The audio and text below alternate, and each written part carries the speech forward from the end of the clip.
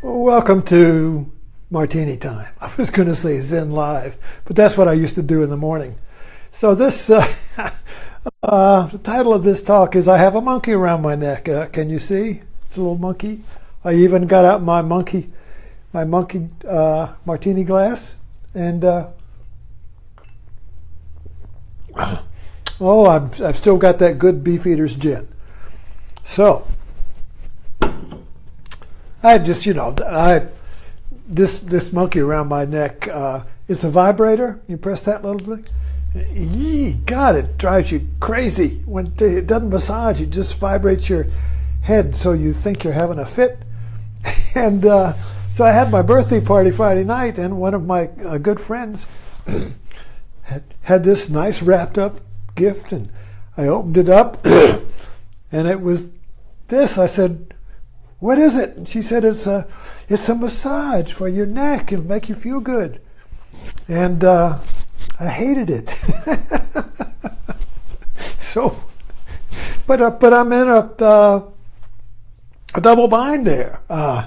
You're supposed to like gifts people give you, so you certainly can't tell them you hate it. It drives me crazy. So. So anyway, that's what I call a monkey around your neck, where you're caught in between two contradictory commandments. You should like gifts people give you, but you don't like the gift. You don't feel you don't like it, but you're supposed to like it. So you get a little a little rub there. So today a friend of mine was over, and I wanted to show him my monkey, and put it around his neck, and he turned on the thing, and he didn't like it either, But then I realized it's a metaphor. Oh, it's a metaphor. So the monkey around your neck is any situation where you're caught between two incompatible views, ideas, commandments, whatever. But it's in a situation where they are mutually dependent. So you can't get rid of one and keep the other, just like you can't get rid of the tail. And it's the tail. You can't get rid of the tail without killing the monkey. They're mutually dependent. See, it's all one monkey. So a monkey around your neck is a situation where you're caught in a double bind. You lose no matter what happens. I talk about this all the time, and my whole spiritual practice is discovering double binds in my life. Because when you discover them in your life, you turn them into a metaphor, you see. So I love this monkey now, whereas before I hated it. But what happened, you see? Well, I took a situation and I made it mine. And you make it yours when you give it a name, when you give it a metaphor, when you create a metaphor out of it. So from now on, whenever I get caught in a double bind, a situation where I'm damned if I do and damned if I don't, and we all know what these situations feel like. They feel like anxiety. They feel like panic. They feel like a loss of power. And they feel like anger. Because when we get in a double bind and lose our power of choice, because we can't choose one end of the monkey or the other, we get angry. And usually at the person we're blaming for the monkey, you see. But that restores our center. That anger restores our feeling that we're doing something, our power, you see. But it doesn't solve the double bind, it just kicks it down the road. So the next time you see that person, the monkey's still there, you see. So how do you get rid of a monkey on your neck? Well, you, first of all, you find the universal principle in it. So you got a situation, and I have to use my everyday mind because that's all I've got. I mean, I'm retired, and I live here in a small town, and I don't go anywhere. So I've just got my mundane, everyday, boring mind to transcend myself, to discover the metaphors that make me laugh, you see. Now, this makes me laugh, and so I really love this monkey, whereas before I hated it. well, hate's a strong word, but you know what I mean. I would have put it in the trash. Oh, but you can't do that. Somebody gave it to you. So, you see, anyway, so now I'll hang this, I'll hang my monkey up here, and it'll be part of my artifacts, part of my props. I feel like Glenn Beck. I got all these props, you see.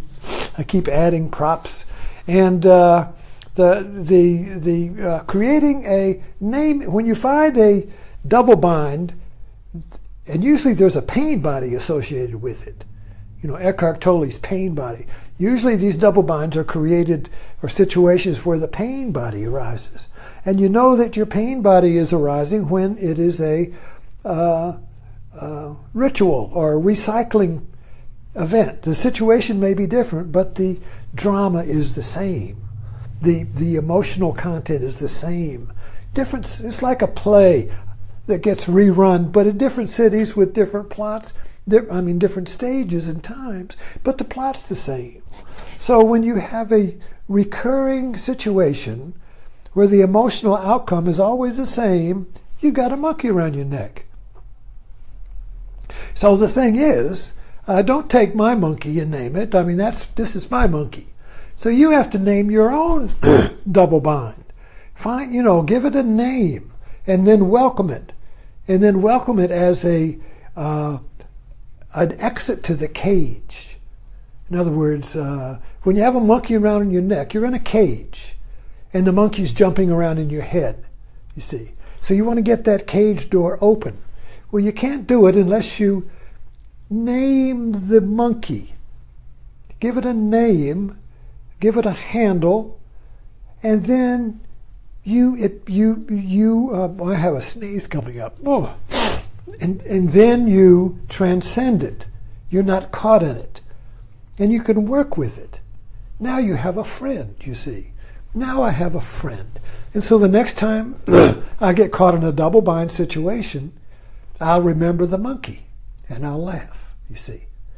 So that's the key, I think, is seeing the double binding, ritualized, Groundhog Day that repeats in our life, and giving it a name, a funny name, and making it that when you transcend it and make it your own, you see the absurdity in it, and you laugh. So this is absurd. You see, a grown man standing around here with a monkey around his neck. But you see, when it's a metaphor, it is a monkey around my neck, but it is not a monkey around my neck. That's what a metaphor is. It is that, it is not that. So then that metaphor then becomes a portable thing. So the next time you find yourself with a double binding lose-lose situation,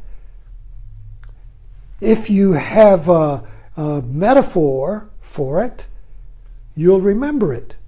And when you remember the metaphor, you laugh, you see. You see the absurdity in it. If you see the absurdity in it, you're still in it, but you're laughing at it. And when you're laughing, you're liberated from it. When you can't be caught in a monkey cage when you're laughing at yourself. You can't. Laughter liberates you, but you have to create the metaphor that makes you laugh the next time it rises. So, thanks for dropping in, and I'll see you next time.